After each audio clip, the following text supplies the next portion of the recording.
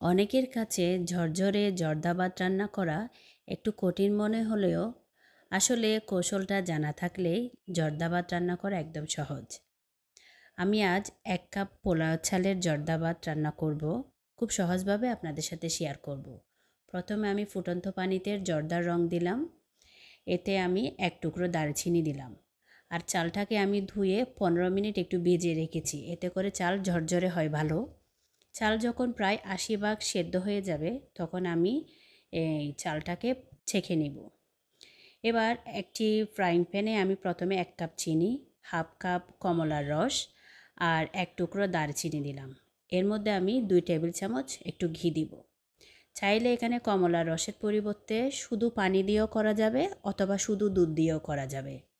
এবার রান্না করা ভাতটাকে দিয়ে একটু ভালোভাবে নাড়াচাড়া করে নিব। আমি এখানে কমলার খোয়াটাকে একটু কেটে কেটে প্রায় হাফ কমলা দিলাম, কিছুটা কিশমিশ, মুরব্বা আর কাজু আর পেস্তা বাদাম কুচি দিলাম। মিষ্টির ব্যালেন্স থাকার জন্য আমি সামান্য একটু লবণ দিয়েছি। এবার সব কিছু ভালোভাবে নাড়াচাড়া করে চালটাকে আমি এবার দমে রেখে দিব।